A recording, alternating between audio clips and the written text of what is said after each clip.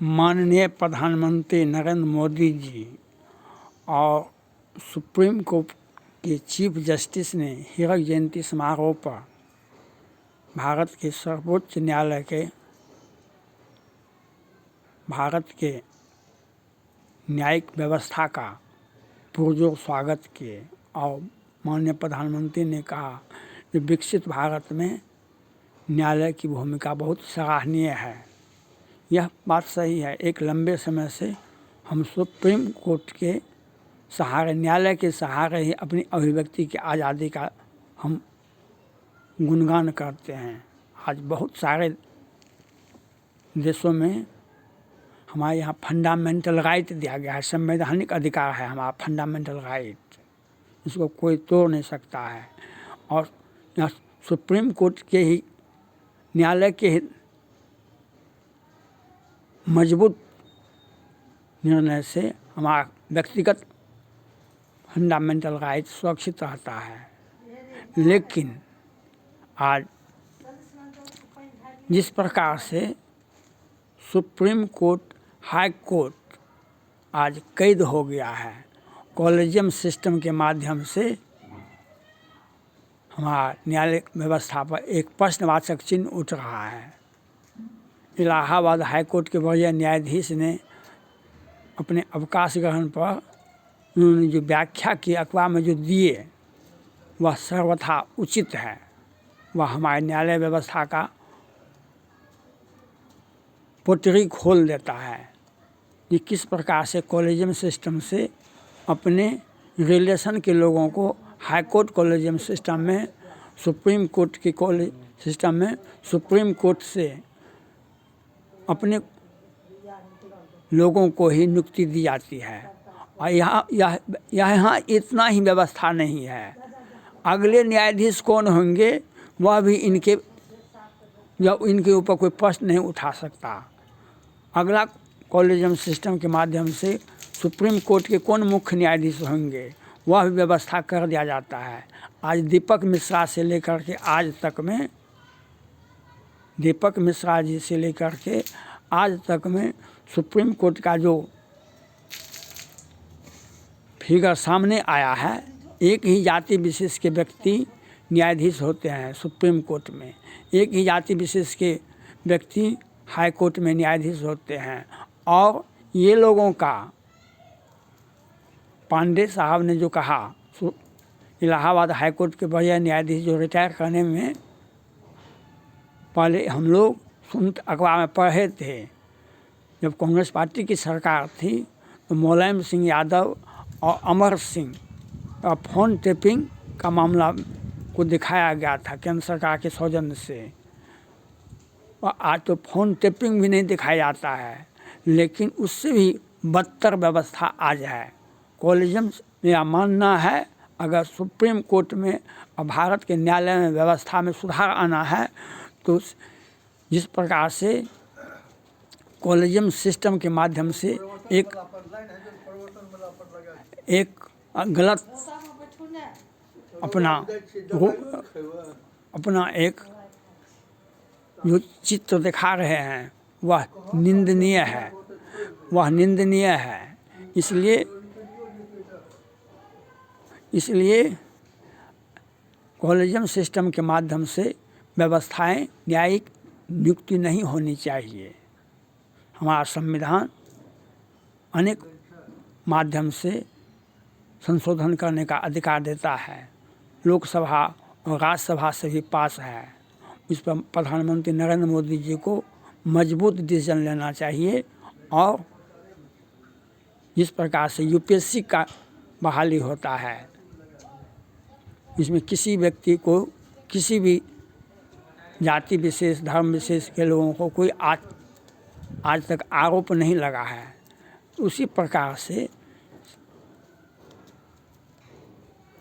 एक फेडरल, एक न्यायिक आयोग का गठन किया जाना चाहिए जो केंद्र सरकार के हाथ में हो। और जिस प्रकार से बीपीएससी हर राज्य में राज्य सेवा आयोग का गठन होता है, उसके माध्यम से राज्य सरकार अपना कर्मचारियों का बहाली करता है। राज्य आयोग केंद्र सरकार यूपीएससी का बहाली करता है, यूपीएससी के माध्यम से बहाली होता है। उसी प्रकार से अगर राज्य आयोग, राज्य सरकारें, हर राज्य सरकारें अपने मजिस्ट्रेट का बहाली करें। हर राज्य के आयोग से न्यायिक व्यवस्था में मजिस्ट्रेट का बहाली होता है। और एडीजे का बहाली केंद्र सरकार के आयोग से होना चाहिए। पूरे भारत में उसका दे दीजिए 35 वर्ष तक, कुछ भी नहीं है उसमें, 35 वर्ष तक होना चाहिए। लॉ क्या हुआ, व्यक्ति वह 10 वर्ष तक प्रैक्टिस करेगा अपना कोर्ट में और उसकी ओपन परीक्षा होगी। यह जो है हम पिक एंड चूज अपने लोगों को कॉलेजियम सिस्टम के माध्यम से हाई कोर्ट में, सुप्रीम कोर्ट में हम सीधे बहाली कर देते हैं। यह इसकी जितनी भी निंदा की जानी चाहिए वह कम ही होगा।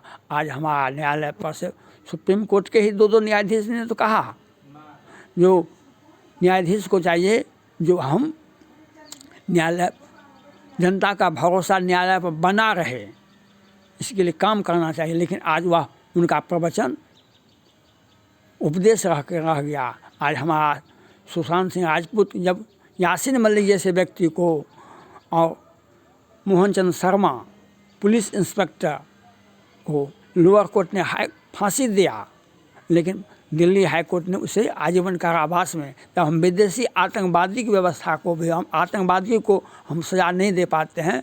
तो क्यों नहीं दे पाते हैं सज़ा? इसलिए नहीं दे पाते हैं, आप कॉलेजियम सिस्टम से माध्यम से आए हैं। हम जब देशद्रोही व्यक्ति को जो भारत में आतंकवाद फैलाता उसको आप फांसी नहीं दे सकते हैं, तो ऐसी न्यायिक व्यवस्था से हमें क्या आशा कर सकते हैं? आम नागरिक को आप क्या आम नागरिक को क्या देंगे? आज आशीष मिश्रा का जमानत हो गया, 8 आदमी की हत्या हुई थी दिन उजाले में, और पूजा सिंघल को जमानत दे दिए, 17,000 करोड़ घोटाला हुआ। और लेकिन आज मनीष सिसोदिया और संजय सिंह पर 1 पैसा भी नहीं पकड़ाया, आज उसे जेल में बंद है। यह न्यायिक व्यवस्था का घोर अपमान है। केंद्र सरकार को सोचना चाहिए। आप इतिहास को में आपके नाम का यह रहेगा, यह पन्ना जो आपने आपके कार्यकाल में भारत का न्यायिक व्यवस्था न्याय देने से वंचित रहा। सिर्फ और सिर्फ टिप्पणियाँ ही की जाती है सुप्रीम कोर्ट के द्वारा, और कोई भी निर्णय नहीं आता है।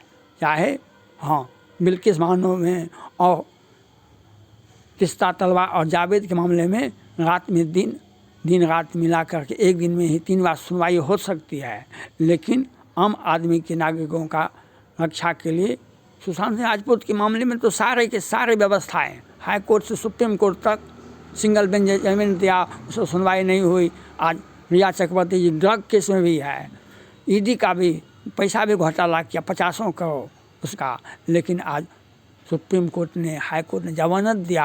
आज रिया चक्रवर्ती अमिताभ बच्चन के साथ फिल्म बना रही है। हमारा न्यायिक व्यवस्था और सुशांत और एक जिसका 35 वर्ष का बेटा मर गया, वह बेटा वह न्याय के आस में लाश बन के जिंदा बैठा हुआ है। हमारे न्यायालय व्यवस्था का पर एक प्रश्नवाचक चिन्ह होता है, केंद्र सरकार पर प्रश्नवाचक चिन्ह होता है, सुप्रीम कोर्ट पर न्यायालय व्यवस्था पर प्रश्नवाचक चिन्ह होता है। हमें न्याय पर भरोसा नहीं है, और न्याय पर भरोसा तभी होगा जब एक आयोग के द्वारा, केंद्र सरकार के द्वारा वह पूरे भारत में एक साथ यूपीएससी के आधार पर बहाली करे, और वह जो कंपटीशन से जाएगा व्यक्ति वह अपने पद के प्रति जिम्मेवार होता है।